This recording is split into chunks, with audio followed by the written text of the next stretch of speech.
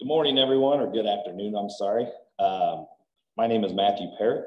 I decided to keep part of my Halloween costume, so I paid tribute to my hometown of Arthur, Illinois, and my Amish folk there, so it paired well with my bald head. So my name is Matthew Parrott. I have Jason Dandurand, who is the principal at Roxana High School. Jason's been the principal for 5 years there. Before Roxana, he was the principal at Columbia High School for 4 years.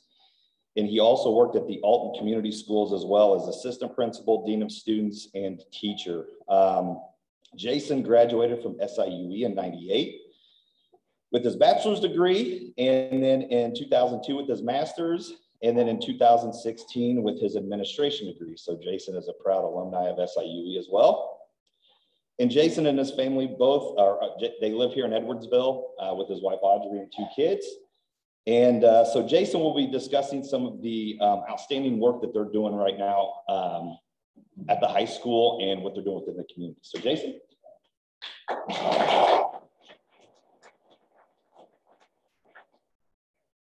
Good afternoon. Thanks for having me, everyone. This is a nice change. Usually about this time, I'm standing up in front of 200 teenagers eating lunch, eating my lunch, usually a chicken patty, because that's about the most mobile thing I can walk around and interact with kids with. So thanks for having me.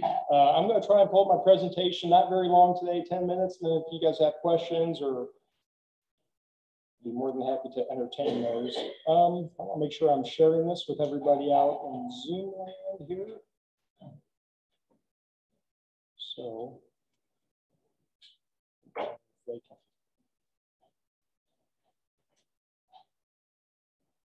see this. Is it sharing? Roxana, I'm going to turn it over to you.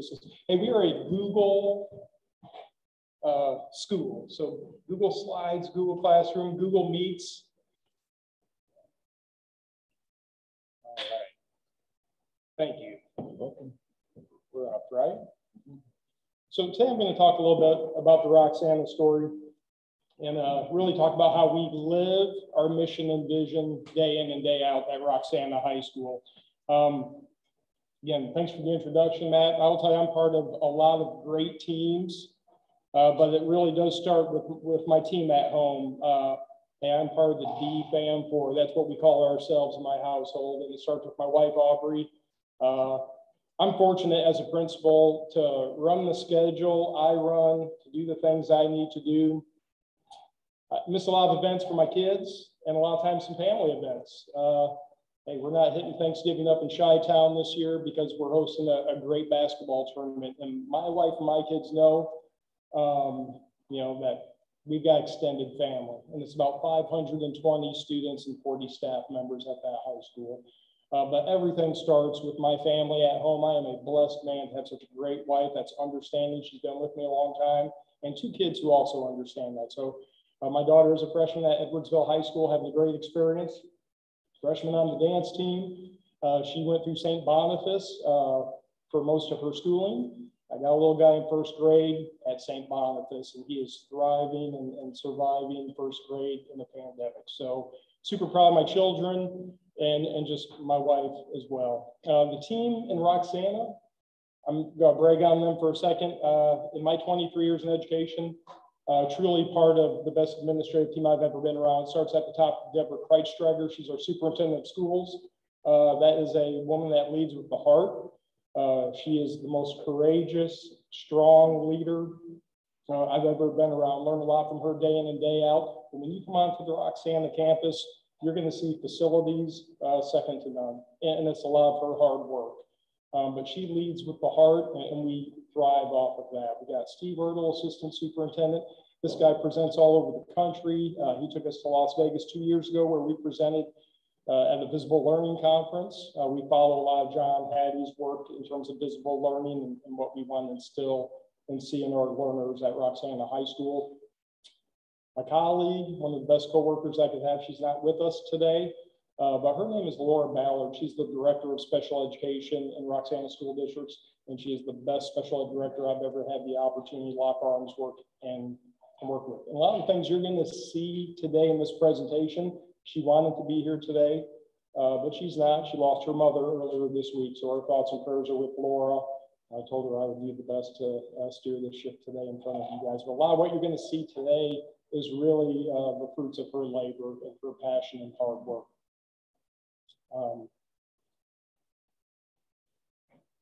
So a little bit of our story. You guys know where we're located. Hey, we're just right up the road here from Edwardsville. We're in that industrial belt right next to the refinery. We're a diamond in the rough. Roxana is truly a special place. Their story is 1941, they kicked things off, and I think at that time we were supposed to be the Roxana Rams. A little trivia for you guys. But we are the Roxana Shells. The refinery is a huge partnership with us.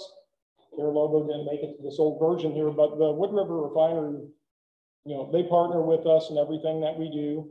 We are blessed and fortunate to have these partnerships. So when you talk about our mission, achieving excellence with passion, pride, and partnership, that partnership is what I want to highlight for you today, because without these partnerships like Chestnut Health Systems, Refuge, and we'll talk about what they're going to do in a little bit, SIHF Healthcare, Midwest Members, the Food Bank, these are all partnerships that we have in place so we can have this.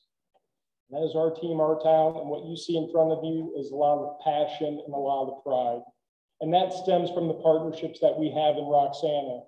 You know, we are Roxana proud. Hey, it's Shell Nation. We are Shell strong, go Shells all the way. If you follow us on social media, those are the hashtags you're going to see. But those partnerships allow kids to stay in school, to come to school and have great experiences. You know, we have a tradition of excellence in Roxana, and it's been there for a long time. You hear stories about the Shell machine, and while that's talked a lot in the past tense, you know, we are forging ahead with new traditions and aspiring for new things, because we've been faced with challenges in Roxana. Number one, we have great families, and I'm blessed to have some of the best students you could have in the school. I'm blessed. But we've seen demographics change in Roxana over the decades. You know, we are now a school district that has about 60% kids in poverty who qualify for free or reduced lunch. We have a high mobility rate that we address year in and year out. And for those of you who don't know, you have a kid that moves into Roxana, and then by the end of the year, they're in the neighboring school district. Mobility rate impacts learning by 1 year. So every time you change schools, you're losing a half year. So when kids move twice within a year, they're behind a year in school. So mobility rate is one of those things that we're constantly addressing. The poverty rate, one thing that we've become more involved in is trauma-informed care. Because we're starting to learn more and more about some of our students in Roxana, and they have ACEs. We talk about adverse childhood experiences, where they've lost a loved one, a parent, due to death, incarceration, whether there's substance abuse in the household, violence, whether they're a witness or a victim of, and other types of abuse and those substance things that we talk about. So it's prevalent, and it's impacting our youth in our schools, not only at the high school, but this goes to K-12 in our community. So those are some of the challenges that we're left to face, even though we're trying to carry on some new traditions. We knew coming into this year, I don't know if this video is going to play from this, but what you see here, we have a family resource center. And here's where I credit people like Deborah Kreitsteiger, Laura Ballard, is that we came together at the start of this year knowing that we're going to return to learn in person. And we knew that there was a tidal wave coming at us.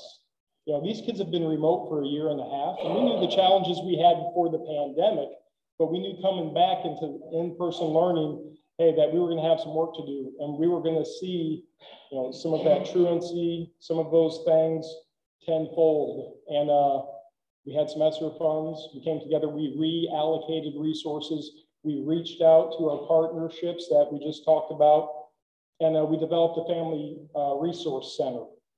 So for some of the ESSER money, we've hired parent advocates. Their focus is attendance. Attendance has been a challenge at my high school and through our district for years.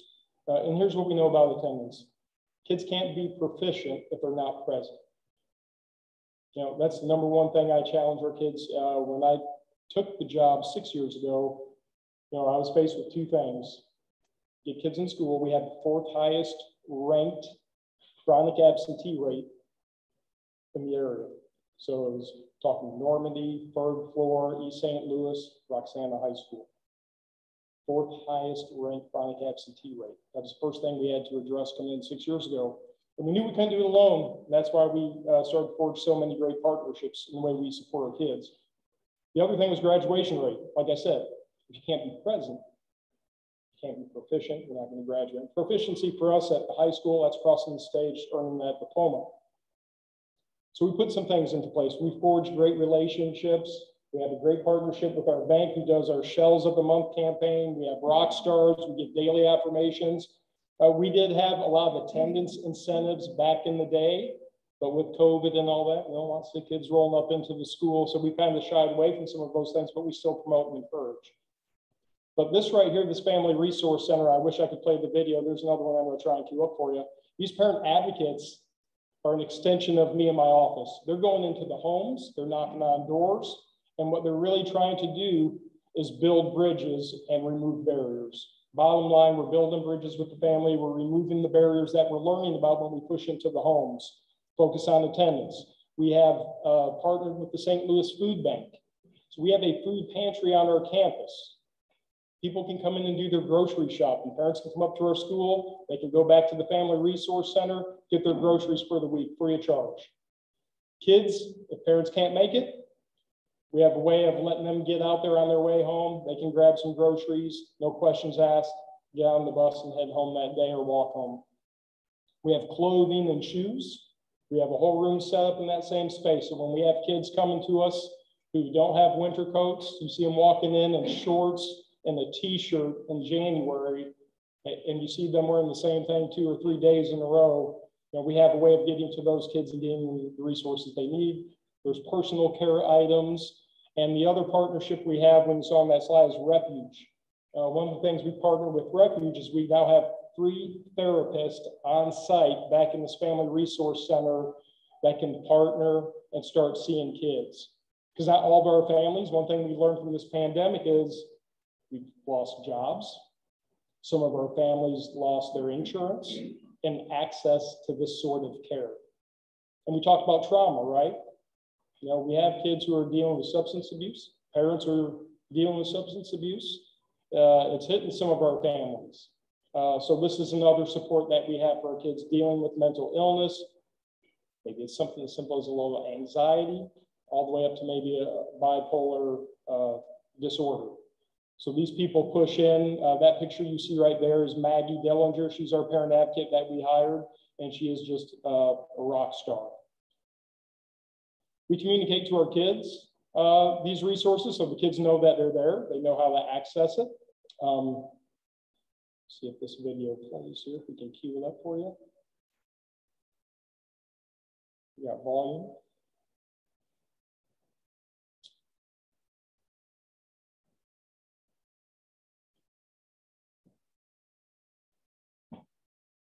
That's okay. I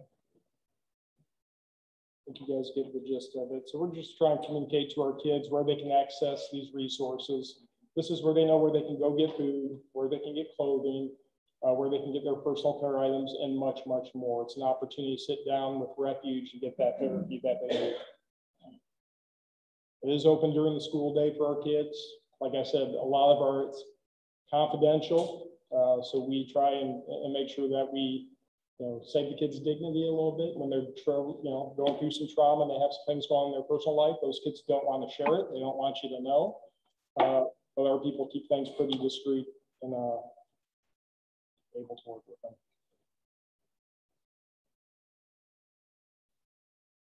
So it's our Family Resource Center. We also have a Cafe de Shell. I think Edwardsville has the Tiger Den up here. I think Mrs. Converse, she was the Illinois Teacher of the Year, while her husband started the Cafe de Shell decades ago in Roxana. This is one of those things that came to light with our partnership with the Wood River Refinery. They helped fund what used to be the old cafeteria. It's kind of an old, dingy place. Not a really good place to want to eat lunch. But through the partnership with our refinery, we built a state-of-the-art facility. It's our student center, media center, and we have a cafe de shell. It is ran by our special education students. It's part of our step work program that just supports those students with individualized educational plans.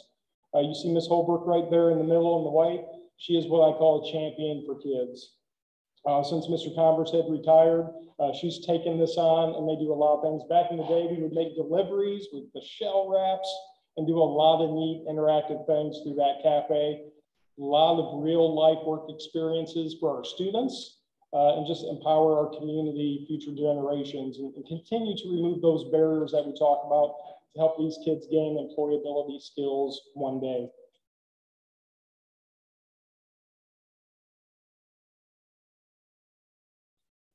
Another great partnership we have, of course, with Matt. He's been on board. He's been our rock star. Of all the partnerships we have, we are blessed and fortunate, to have Matt and Midwest Members Credit Union on board. This year, they donated backpacks to all of our students, K-12. So elementary students were able to get backpacks, or junior high kids, and even our high school kids. And that's what you see there is in our Student Success Center. It's our student ambassadors, Matt and his daughter. They came out one night at our open house and provided backpacks. Those things were filled with school supplies for our kids who needed those things. He's done financial literacy education for our families. He sits on our advisory committee for our school-based health center.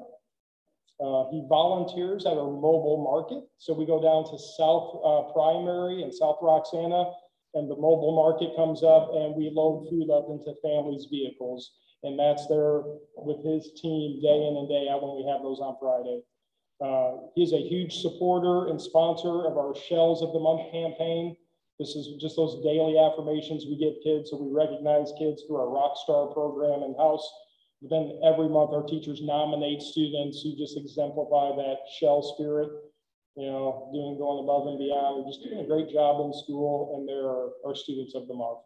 They get a gift card, a certificate, and recognition, some attaboys, just those daily affirmations that go a long way to build culture and climate in our school. And he does so much more. So Matt, thank you again.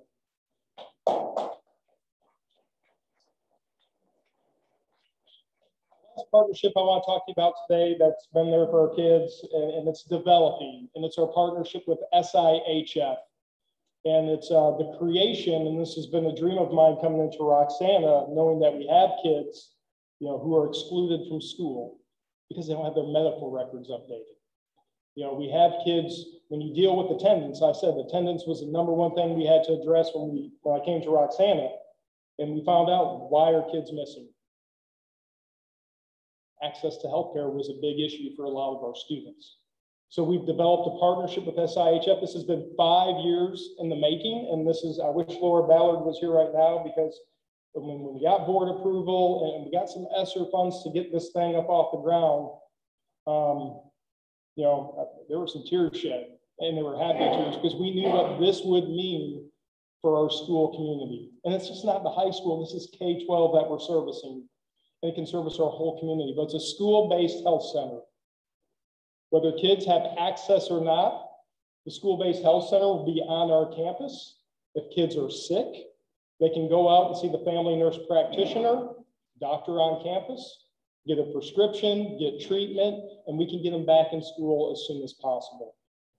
School-based health centers, there's some around the state, maybe 156 last I checked.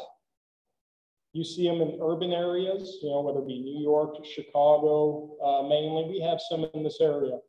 But the school-based health center does just this. It gives access to healthcare for all children who have parental permission regardless of insurance. Parents don't have insurance, they can't afford it. Kids are going to get the medical care they need. It's just regular preventative care. So when healthcare is far away, it's expensive, difficult to access, children are less likely to receive regular preventative care. School-based health centers offer care where the children are in schools. We deal a lot of times with families that can't take their kids to the doctor because they can't take off work, or they don't have transportation. We talk about removing barriers, and that's what this partnership is doing for us in Roxana. It's in its infancy stage right now. So we've got a building that we're looking at constructing. This is where our Family Resource Center is. Eventually that will become our school-based health center. In the meantime, SIHF, they have a mobile medical unit. Looks like a large MCT bus. This thing's gonna roll up on our campus and be housed on our campus 2 days a week. Thursdays and Fridays, kids will be able to get healthcare at the high school and junior high. Central could come there as well. 1 day a week will be down at South Primary. And then it will be in the Riverbend area the rest of the week servicing our community. But this keeps children in schools. You know, they're ready to learn. We can treat those acute chronic health problems immediately and get them back to class. Strong parental support. You know, we surveyed our parents about something like this, and we have a lot of parents on board who said this is something that our kids need. Not all kids, but some of them do, and this is going to be a huge benefit for our students. So we're excited about that partnership, and this is what it's all about. It's getting kids across the stage onto their next chapter, and this is one of my favorite pictures. This was at graduation back in 2019, and we always do a graduation walk, and one of the things I love to see our seniors do before graduation is interact with those kindergarten and first grade students at South Primary. And you know, this is one of those pictures we took, but this is what it's about. It's about community. It's just not about my high school. This is about K-12 and the partnerships that we've developed. So that's a little bit about our story. Thanks for having me.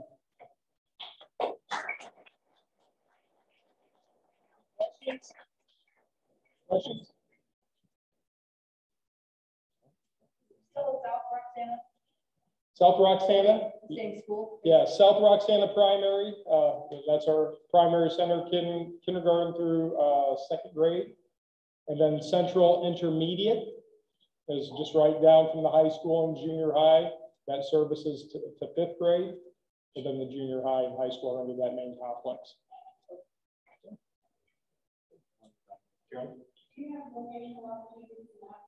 So I am, for a school our size, I am so proud of the opportunities that we provide kids. We have a great vocational program. Our CTE department, so we have an auto tech program, industrial tech, we have family and consumer sciences, business and computers, a project lead the way program, which is more computer applications, software integration, things of that nature. That's taught by Stephanie Palin. So we have a great vocational program.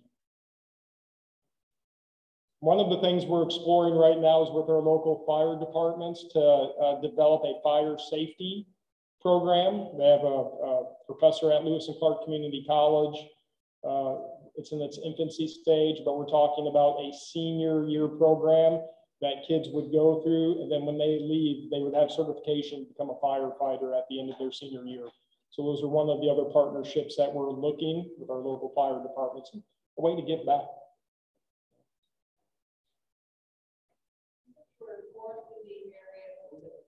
Chronic absentee, that wasn't a good thing to be ranked, but now we've made great strides. We average 92% attendance. It's still one of those things that we tackle. I will tell you, when I came, we had about 78% graduation rate at the high school. High dropout rate. Our graduation rate right now, 92%. We are over 90% graduation rate for our 4- and 5-year cohort. So kids who maybe don't graduate at the end of 4 years, one of the things that the state of Illinois looks at is your 5-year cohort, and then your 6-year cohort. And our graduation rate now is above the 90s in both the 4- and 5-year. So attendance rate has been huge. We average 92% attendance each month per grade level. Now we still have kids missing, so we surprise families sometimes because they'll call their kid off, and the kid's always excused. But when we sit down and have a conversation with the parent, they don't understand what chronic absenteeism is, so they get confused with chronic truancy. Chronic truancy are those kids who miss and they're unaccounted for. They're unexcused.